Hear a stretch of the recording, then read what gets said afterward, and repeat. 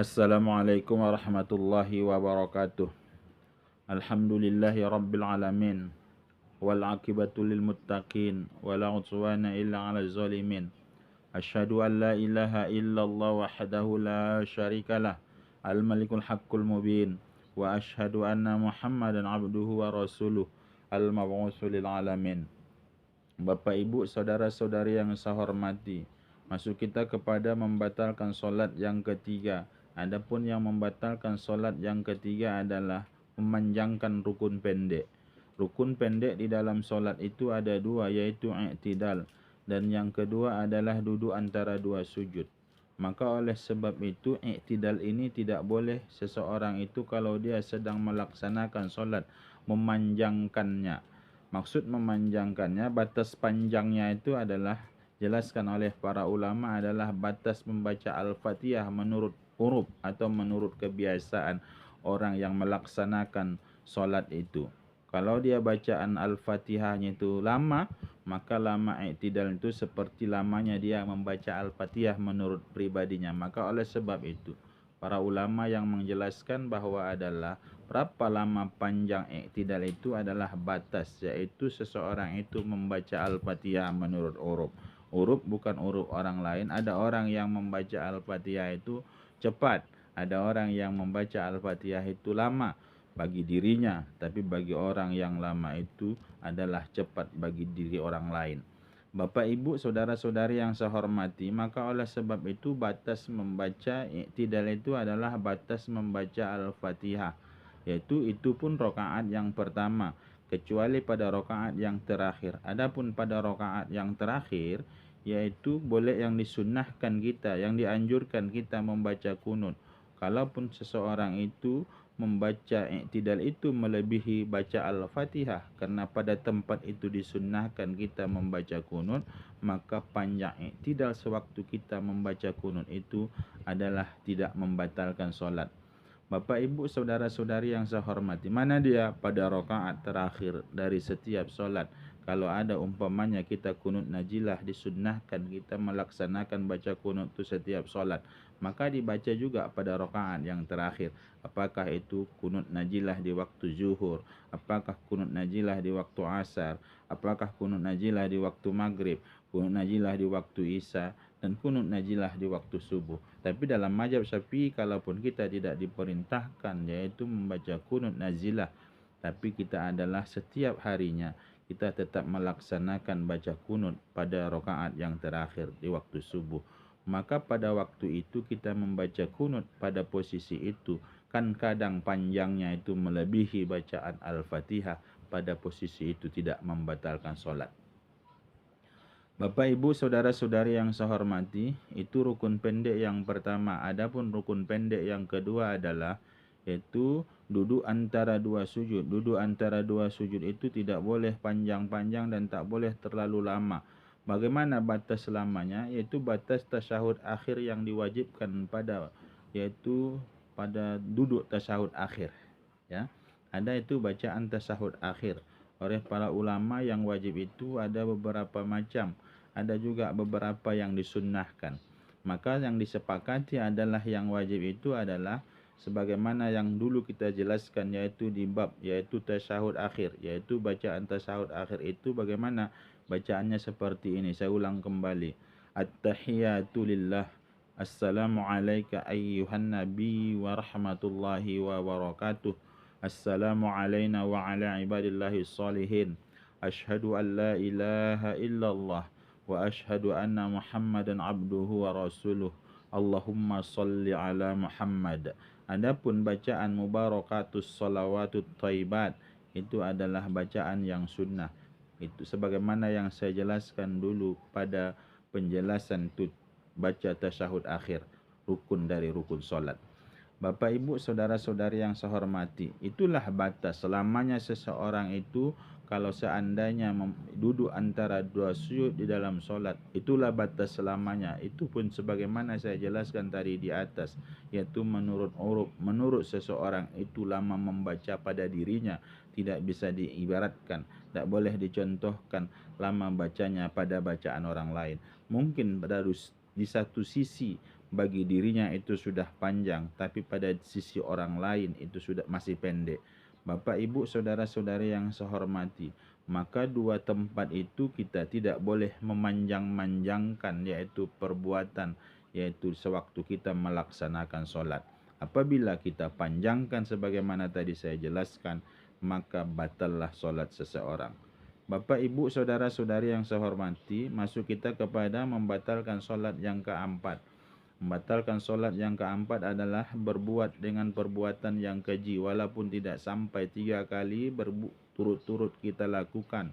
Karena perbuatan itu sangat keji, maka kata para ulama, sebagaimana yang dijelaskan dalam kitab Sabilal Muhtadin, bahwa kalau ada orang yang seandainya dia dalam solat melompat bukan karena takut binatang yang membahayakan, tapi karena dia melompat itu dalam keadaan aman, tak ada binatang yang membahayakan, tak ada gempa yang membahayakan, tapi karena dia melompat itu sengaja melompat di dalam solat, diangkatnya kedua kakinya sekaligus, maka mengangkat kedua kakinya sekaligus yang seperti ini melompat di dalam solat, walaupun dia lakukan satu kali, maka itu sudah membatalkan solat. Seperti ada orang yang menumbuk, sebenarnya adalah menggerakkan 3 kali itu adalah menggerakkan satu kali itu tidak adapun menggerakkan satu kali itu sebenarnya tidak membatalkan solat, tapi karena dia numbuk dengan tumbuk yang keras. Ada umpamanya ada orang yang lewat ditumbuknya dengan kekuatannya yang sekeras-kerasnya, maka lantas numbuk satu kali itu juga membatalkan solat. Cuma sebagaimana juga menendang yang satu kali dengan keras itu juga termasuk membatalkan solat. Bapak, Ibu, saudara-saudari yang saya hormati, itu membatalkan solat yang keempat. Adapun membatalkan solat yang kelima adalah mengerjakan perbuatan yang bukan dari gerak solat, tapi dia gerakkan sampai 3 kali berturut-turut. Di dalam solat itu ada gerak solat namanya. Gerak solat seperti disunnahkan kita mengangkat takbir sewaktu takbir intiqal, mengangkat kedua tangan sejajar dengan kuping. Itu kan gerakan solat. Ini yang saya maksud di sini bukan dari gerakan solat.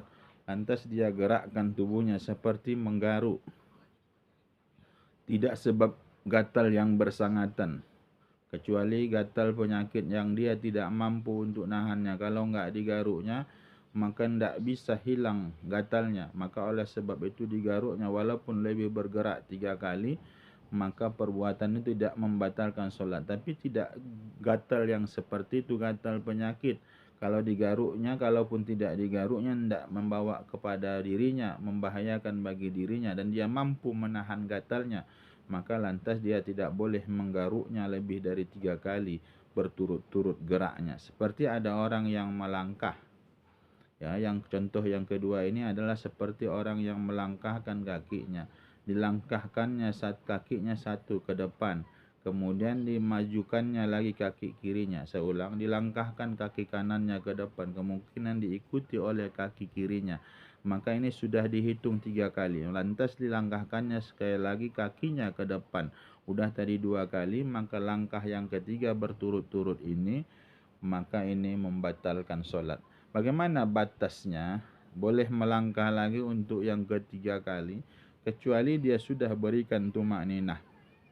Bagaimana batas tumakninahnya dalam gerak yang bukan gerakan solat itu? Di dalam solat adalah selama batas membaca qul huwallah menurut huruf, atau kata di dalam kitab kita ini yaitu takrirus sadidah, itu baqiyatus sholihah. Apa itu baqiyatus sholihah? Selama membaca subhanallah walhamdulillah wa la ilaha illallah wallahu akbar wa la hawla wa la quwata illa billahil aliyul azim.